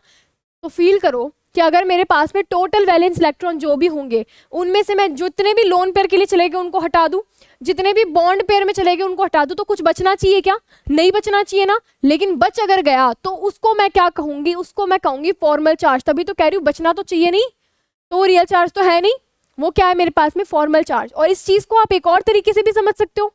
एक और तरीके से आप कैसे समझ सकते हो कि ऑक्सीजन ने 3 बॉन्ड बनाए हुए हैं, हमें पता है +1 चार्ज आता है, और जहां पर एक बॉन्ड कम होता है वहां पर -1 चार्ज आता है। ये चीज भी आपको पता होनी चाहिए, ये चीज भी आपको पता होनी चाहिए। तो ये हमारे पास में फॉर्मल चार्ज को निकालने का फॉर्मूला। और ध्यान रखना यहाँ पर total number of lone pair electrons आते हैं, total number of lone pairs मत कर देना, ठीक है। ये था हमारे पास में फॉर्मल चार्ज का कंसेप्ट। इसी से थोड़ा सा आगे हम जाते हैं रेजोनेंस के ऊपर, थोड़ा सा आगे जाते हैं रेजोनेंस के ऊपर। रेजोनेंस क्या है और क्यों आया है, कहाँ से आया है रेजोनेंस हमारे पास में? तो रेजोनेंस जो है ना बच्चे, रेजोनेंस क्यों आया, क्यों जरूरत पड़ी इस रेजोनेंस की, वहां से डिस्कस करते हैं। तो इसके लिए भी एक कहानी देखते हैं हम। कहानी हमारी एक मॉलिक्यूल से शुरू होती है जिस मॉलिक्यूल का नाम है CO3 2-। इसका स्ट्रक्चर बनाते हैं। तो स्ट्रक्चर बनाने के लिए, लुईस स्ट्रक्चर बनाने के लिए टोटल वैलेंस इलेक्ट्रॉन्स मुझे सबसे पहले पता होने चाहिए। कार्बन पे कितने होते हैं बच्चे? 4 होते हैं। ऑक्सीजन पे कितने होते हैं? 6 होते हैं। 3 ऑक्सीजन 18। अच्छा, 2 ऊपर नेगेटिव चार्ज, 2 नेगेटिव चार्ज को और मिले हुए, 2 इलेक्ट्रॉन इसको और मिले हुए, तो टोटल इलेक्ट्रॉन कितने आ गए? देखो 24 इलेक्ट्रॉन्स आ गए ना भाई टोटल। तो टोटल 24 इलेक्ट्रॉन्स आ गए। तो अब इसका स्ट्रक्चर बनाती हूँ। कार्बन, 3 ऑक्सीजन मेरे पास में, कार्बन बॉन्ड कितने बनाता है? 4, तो 3 तो एक एक तो बना ही लेगा। अब 4 बनाता है तो किसी भी एक के साथ में डबल बॉन्ड बना दूं, ठीक है। अब इलेक्ट्रॉन्स कितने का ऑक्यूपाई हो गए? 2 2 4 5 6 7 8, अभी तो 24 है, लोन पेयर की फॉर्म में जाएंगे तो 8 9 10 11 12 13 14 15 16 17 18 19 20 21 22 23 24, ये हमारे पास में क्या हो गए? स्ट्रक्चर हो गया। अब ये स्ट्रक्चर में तुम्हें क्या दिख रहा है कि हमारे पास में कितने सिंगल बॉन्ड है? 1 2 तो सिंगल बॉन्ड है, और डबल बॉन्ड कितने हैं? 1 डबल बॉन्ड है। लेकिन जब हमने इस स्ट्रक्चर के बॉन्ड्स के बारे में और बॉन्ड लेंथ के बारे में स्टडी किया तो हमें पता चला कि सारी की सारी बॉन्ड लेंथ मेरे पास में क्या आ रही थी? इक्वल आ रही थी। All bond lengths were equal, all bond length were found to be equal, वो सारी की सारी इक्वल आ रही थी। इक्वल कैसे आ सकती है? क्योंकि यहाँ पे तो डबल बॉन्ड है, ये सिंगल बॉन्ड है, और डबल बॉन्ड की जो लेंथ होती है वो तो छोटी होती है ना। ये नहीं पता क्या तुम्हें? ये देखो क्या होता है हमारे पास में, सबसे छोटा होता है ट्रिपल बॉन्ड, इसकी बॉन्ड लेंथ, फिर आती है डबल बॉन्ड, सबसे ज्यादा बॉन्ड लेंथ आती है सिंगल बॉन्ड की। बॉन्ड लेंथ का ऑर्डर होता है, तो उस अकॉर्डिंग हमारे पास में ये दो बॉन्ड जो है इनकी बॉन्ड लेंथ तो आनी चाहिए थी ज्यादा और इसकी आ रही चाहिए थी कम, लेकिन आ क्या रही है? सारी की सारी बॉन्ड लेंथ इक्वल आ रही है।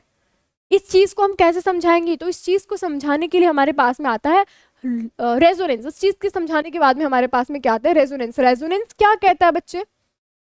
पहले तो हम रेजोनेंस क्या कहता है वो समझते हैं। रेजोनेंस हमें कहता है कि रेजोनेंस में क्या होता है? डीलोकलाइजेशन, कि डीलोकलाइजेशन होता है ऑफ इलेक्ट्रॉन्स, इलेक्ट्रॉन्स का डीलोकलाइजेशन। कौन से इलेक्ट्रॉन्स का? लोन पेयर इलेक्ट्रॉन्स का, या फिर पाई बॉन्ड वाले इलेक्ट्रॉन्स का, सिग्मा बॉन्ड वाले इलेक्ट्रॉन्स का कभी डीलोकलाइजेशन नहीं होता। पहले तो ये बता दो ये डीलोकलाइजेशन क्या होता है। डीलोकलाइजेशन होता है बच्चे कि इलेक्ट्रॉन्स जो है वो मेरे एक मॉलिक्यूल के अंदर कंटिन्यूस घूमते रहते हैं। उस पूरे मॉलिक्यूल में, जैसे ये CO3 2- है तो इसके जो इलेक्ट्रॉन्स है ये इस पे ऐसे घूमते रहेंगे, इसे कहती है डीलोकलाइजेशन। इलेक्ट्रॉन्स का मूवमेंट होता रहता है पूरे मॉलिक्यूल के ऊपर, और वो कौन से इलेक्ट्रॉन्स हो सकते हैं? वो लॉन पेयर वाले हो सकते हैं, फिर पाई बॉन्ड वाले हो सकते हैं। अभी सिग्मा बॉन्ड वाला जो इलेक्ट्रॉन है, ये दो इलेक्ट्रॉन कभी भी रेजोनेंस नहीं शो करेंगे। अब ये बता दो रेजोनेंस हो कैसे रहा है? तो उसको समझने के लिए हम क्या करेंगे? हम इसी स्ट्रक्चर को डीलोकलाइजेशन कर करके अलग अलग स्ट्रक्चर बना के देखेंगे। या तो हम नेक्स्ट पेज पे बना लेते हैं। ये कार्बन था, ये कार्बन था, 1 ऑक्सीजन, 2 ऑक्सीजन, 3 ऑक्सीजन, ठीक है। यहाँ पे मेरे क्या आ गए? लोन पेयर्स आ गए। और इस पे चार्ज क्या था बेटा? चार्ज क्या था? 2- का चार्ज भी था इस पे। इस डबल बॉन्ड को हो सकता है कि ये वाला डबल बॉन्ड जो है ये वाला इस वाले के साथ बना हुआ हो, तो सिंपल सी चीज समझा सकते हैं कि ये वाले इलेक्ट्रॉन्स डीलोकलाइज करके यहाँ आ जाए, ये वाले इलेक्ट्रॉन्स यहाँ आ जाए, मतलब वो जो पाई बॉन्ड था यहाँ बन रहा था वो इस बार मैं यहाँ बना दूं। समझ में आई? फिर 2-।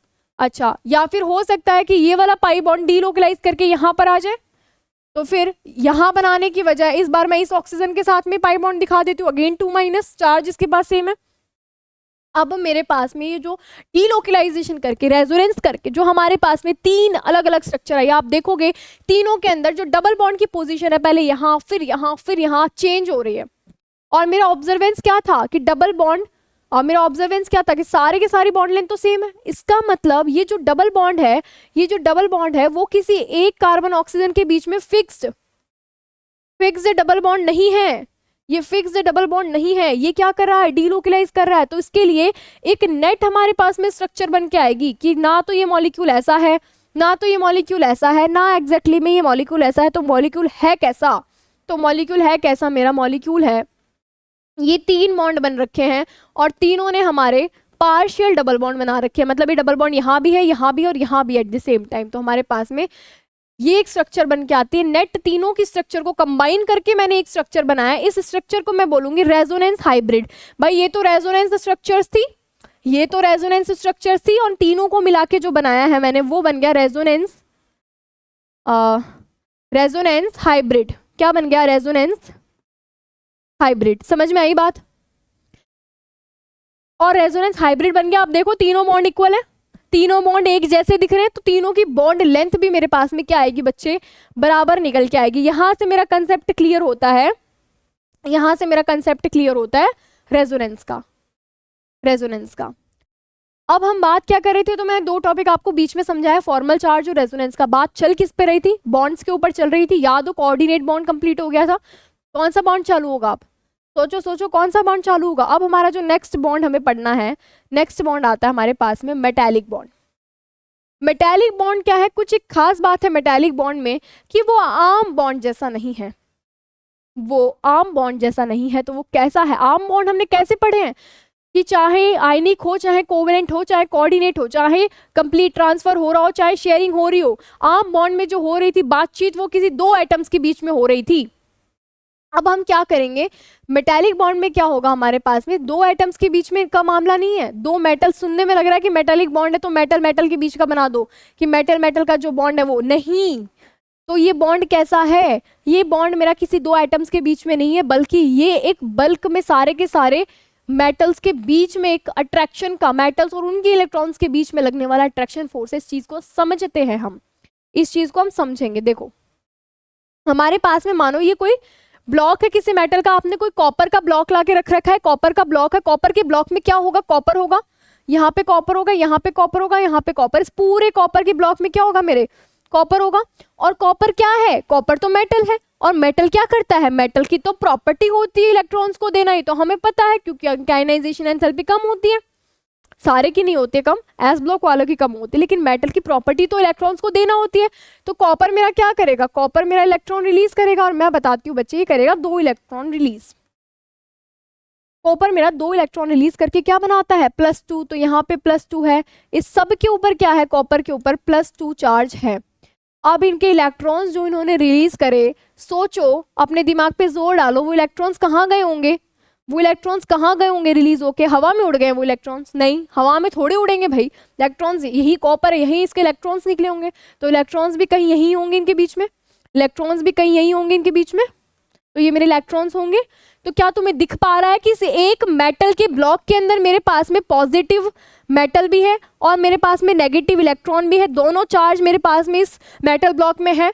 तो क्या तुम समझ सकते हो इस चीज को, यहाँ पर अट्रैक्शन होगा, और अट्रैक्शन की वजह से सारे के सारे मेटल एक दूसरे से जुड़े हुए हैं, और सबके ये इलेक्ट्रॉन्स क्या है, यहाँ पर फिक्स नहीं है, ये इलेक्ट्रॉन डीलोकलाइज है, ये इलेक्ट्रॉन डीलोकलाइज है, पूरे के पूरे मेटल बॉन्ड में घूम रहे हैं।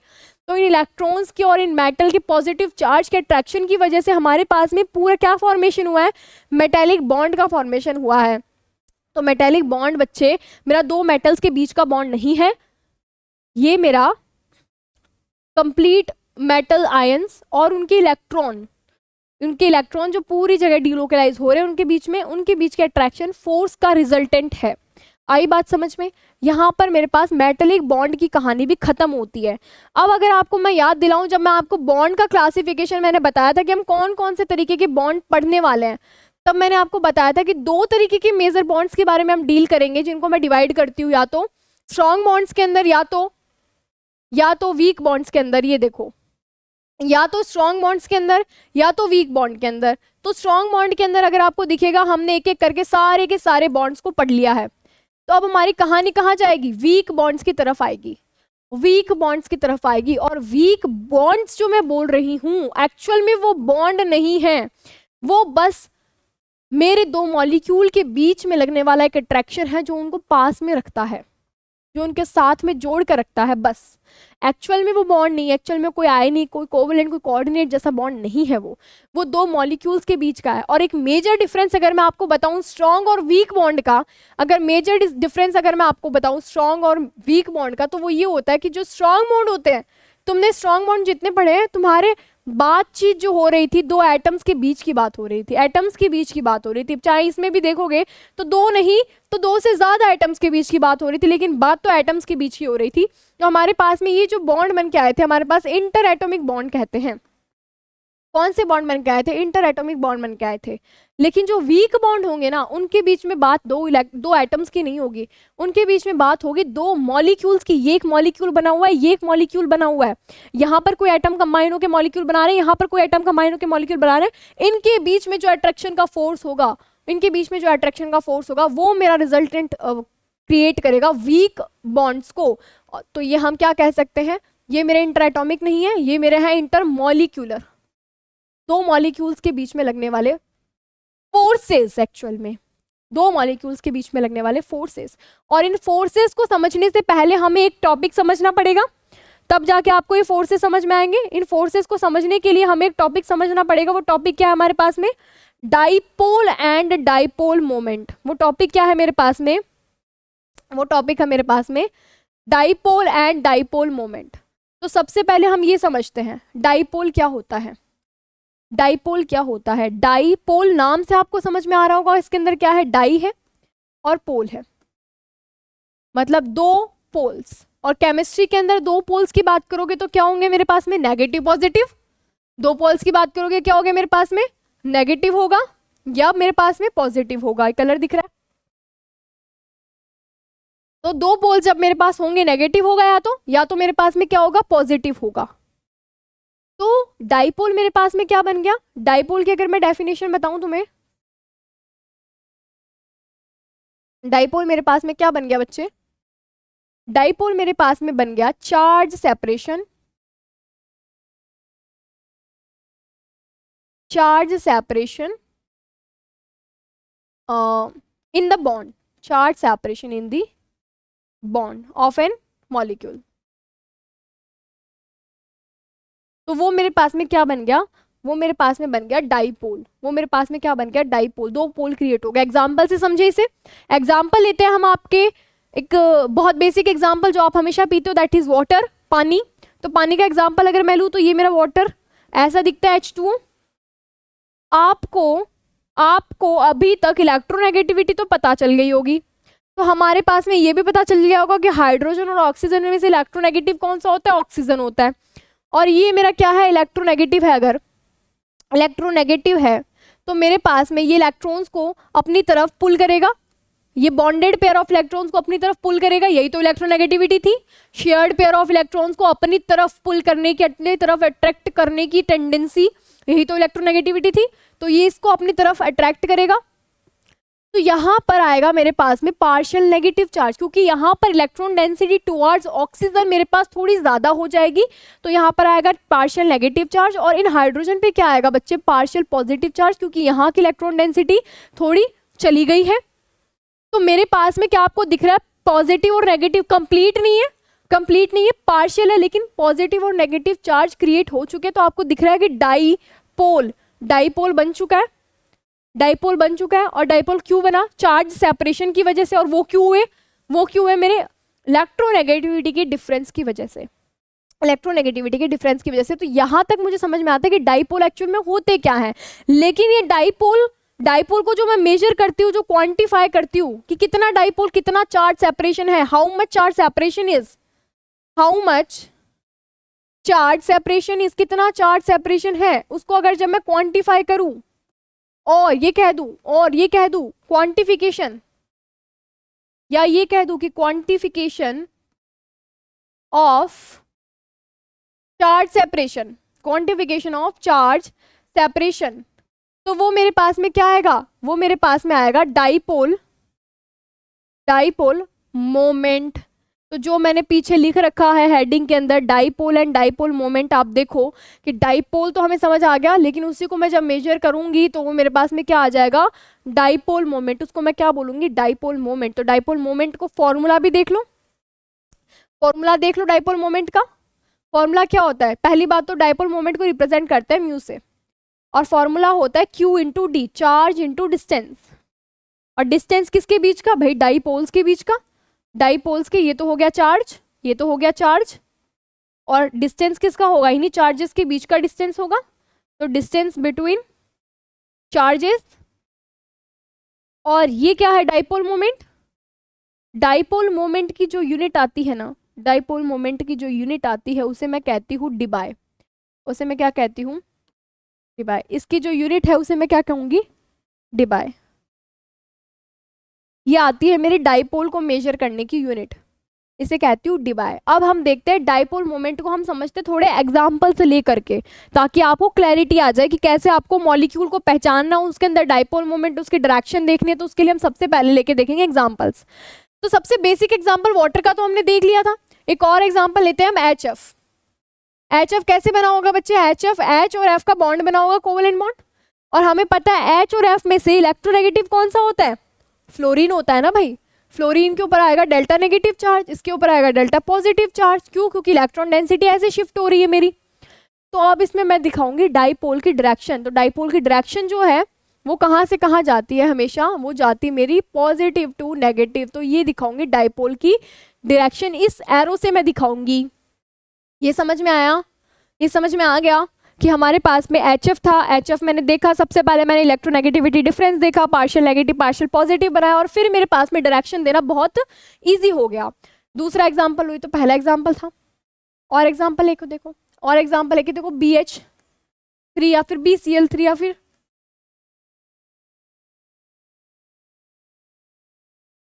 बोरोन का एग्जाम्पल ले लेते हैं। तो बोरोन में कैसे बॉन्ड बनेंगे? ये बोरोन 1 2 और 3, ये एक हाइड्रोजन, ये एक हाइड्रोजन और ये एक हाइड्रोजन। अब मुझे बताओ, बोरोन तो हमारा मेटल होता है, तो हमारे पास में इस बार इलेक्ट्रॉन डेंसिटी किधर जाएगी? इधर जाएगी। इस बार इलेक्ट्रॉन डेंसिटी किधर जाएगी? इधर जाएगी। इस बार इलेक्ट्रॉन डेंसिटी किधर जाएगी? इधर जाएगी। लेकिन आप देख पा रहे हो, आप अगर देख पा रहे हो इसका कि डायरेक्शन जो है डाइपोल मोमेंट की कैसे है, एक इधर, फिर इधर और एक इधर। तो इसको कुछ इमेजिन करो रस्सी खींचने से, कि दो लोग एक रस्सी को इस तरीके से खींच रहे हैं, बीच में कुछ है, बीच में कोई हमारे पास में कोई ऑब्जेक्ट है, दो लोग उसको इधर से फोर्स लगा के खींच रहे हैं और एक इसको बीच में से फोर्स लगा के खींच रहा है। क्या तुम्हें नहीं लगता कि ये फोर्स और ये फोर्स इक्वल होगा? तो ये वाला डाइपोल मोमेंट जो इधर है मेरे पास में और ये वाला डाइपोल मोमेंट जो इक्वल हो जाएगा। तो क्या तुम्हें ये फील हो पा रही है चीज कि हमारे पास में जो नेट डाइपोल मोमेंट है मॉलिक्यूल का, जिसे मैं म्यू से कहती हूँ, वो मेरे पास में 0 आ जाएगा। इसके नीचे लगा दूं नेट, तो ये नेट डाइपोल मोमेंट मेरे पास में इस मॉलिक्यूल में क्या आएगा? 0। क्या इस मॉलिक्यूल में 0 था? इस मॉलिक्यूल में 0 था क्या? नहीं, इसमें तो 0 नहीं था, इसमें तो कुछ ना कुछ डाइपोल था, कैंसिल आउट थोड़ी हो रहा था कुछ, इसमें हो रहा है ना कैंसिल आउट। तो तीसरा एग्जाम्पल लेके देखो, एक और एग्जाम्पल लेके देखो, बढ़िया एग्जाम्पल लेते हैं अमोनिया का। अच्छा, अमोनिया का स्ट्रक्चर कैसा होता है मैं बता देती हूँ, आगे पढ़ेंगे कैसा होता है। इसका स्ट्रक्चर होता है एज अ पिरामिडल, ये रहा, ये इसका स्ट्रक्चर होता है, आगे पढ़ लेंगे हम। ये इसके लोन पेयर होते हैं ऊपर। तो इसके डाइपोल की डायरेक्शन अगर मैं साइन करूँ तो कैसे करूंगी? नाइट्रोजन ज्यादा इलेक्ट्रोनेगेटिव है, तो मेरे पास डाइपोल की डायरेक्शन कैसे आएगी? ऐसे, ये डाइपोल की डायरेक्शन आएगी मेरी, और ऐसे ही मेरे लोन पेयर से डाइपोल की डायरेक्शन आएगी। भाई वो तो पूरा का पूरा नेगेटिव चार्ज है ना, तो डायरेक्शन तो यही होगी मेरी। क्या तुम्हें दिख रहा है कि सारा का सारा डाइपोल जो है मेरा ऊपर की तरफ जा रहा है, यहां से भी और यहां से भी, पूरा नेट डाइपोल मोमेंट जो है मेरा ऊपर की तरफ है। इसी का एक भाई का एग्जांपल लेके अगर तुम्हें समझाऊं, इसी का भाई का एग्जांपल लेते हैं NF3 का। NF3 का सिमिलर सा स्ट्रक्चर है, सिमिलर क्या, सेम स्ट्रक्चर है, बस एटम बदल गए हैं। जब एटम बदल गए तो इलेक्ट्रोनेगेटिविटी डिफरेंस भी तुम्हें वापस देखना पड़ेगा, और देखोगे तो तुम्हें नजर आएगा कि fluorine is now most electronegative. Electronegativity series बताई थी ना, कौन कल बाहर से आई CP बताया था, नहीं याद है? वापस देखना जाके। Fluorine is the most electronegative. तो हमारे पास में इस बार डाइपोल की डायरेक्शन क्या होगी? ये होगी। इस बार डाइपोल की डायरेक्शन ये होगी और ये होगी, लेकिन ऊपर की तरफ क्या होगा? नाइट्रोजन और लोन पेयर में से डायरेक्शन तो वही रहेगी ना, अपवर्ड। अब इस बार फील करो कि यहाँ पे नीचे की तरफ और कुछ ना कुछ ऊपर की तरफ, भले ही नीचे और ऊपर की तरफ का डाइपोल मेरे पास इक्वल नहीं है, नीचे और ऊपर की तरफ का डाइपोल इक्वल नहीं है, बट है कुछ तो कैंसिल होगा, कुछ तो। भाई नीचे अगर मान लो, नीचे अगर 10 का लग रहा है और ऊपर अगर मेरा 5 का भी लग रहा है, तो कैंसिल आउट होके म्यू नेट तो मेरे पास में 5 ही बचेगा ना, मतलब कुछ तो कैंसिल होगा। क्या अमोनिया में ऐसा हो रहा था? अमोनिया को देखो, क्या अमोनिया में ऐसा हो रहा था? अमोनिया में मेरे सारे के सारे डाइपोल मोमेंट अपवर्ड लग रहा था। तो इसका जो म्यू अगर निकालूं, मैं इसको मानती हूं अगर ये मेरा μ1 होगा और ये मेरा μ2 निकल के आता है, तो आप ये बता सकते हो मुझे कि μ1 और μ2 में से मेरा कौन सा बड़ा होगा, कौन सा डाइपोल मोमेंट ज्यादा निकल के आएगा? ऑब्वियसली अमोनिया का आएगा, ऑब्वियसली μ1 आएगा। क्यों? क्योंकि सारा का सारा डाइपोल मोमेंट अपवर्ड है, कुछ भी कैंसिल नहीं हुआ। तो यहाँ पर मेरे पास μ1 जो है बड़ा निकल के आता है μ2 से। हमने वो केसेस देखे जहां पर डाइपोल मोमेंट मेरा 0 नहीं था, कुछ ना कुछ था। वो केसेस देखे जहां पर मेरा डाइपोल मोमेंट 0 भी था। डाइपोल मोमेंट निकालना कैसे, कहाँ निकलता है, और ये पोलैरिटी की वजह से, पोलैरिटी इलेक्ट्रोनेगेटिविटी के डिफरेंस की वजह से आती है। हमने ये सारी चीजें बात की। अब इसके बाद में जो हम पढ़ेंगे अगले लेक्चर में पढ़ेंगे, लेकिन जो पढ़ेंगे वो इससे रिलेट करके पढ़ेंगे, इसीलिए ये चीज आपको पहले बताई गई है, तो उसको आप ध्यान में रखना। और वीक बॉन्डिंग जो होगी वो हमारी सारी की सारी इसी की कहानी के ऊपर चलेगी। और इसी के ऊपर आपको समझाई जाएगी। तो आज के लेक्चर में हम यहीं तक पढ़ेंगे। आज के लेक्चर में हमने डाइपोल तक पढ़ लिया है। जो नेक्स्ट लेक्चर होगा उसके अंदर हमारी बातें होंगी बॉन्ड्स के बारे में। आगे के जो ये बॉन्ड है, वॉन डर वॉल और जो हाइड्रोजन बॉन्ड पढ़ने हैं उनके बारे में नेक्स्ट लेक्चर में बातें करेंगे। तो अगर आपको लेक्चर पसंद आया हो तो बहुत अच्छी बात है, मन लगा के पढ़ाई करो। और अगर नहीं पसंद आया, कुछ डाउट रहा हो, तो आप कमेंट सेक्शन में डाउट अपने पूछ सकते हो। तो इसी के साथ लेक्चर की हम यही समाप्ति करते हैं। So bye bye, take care, have a good day.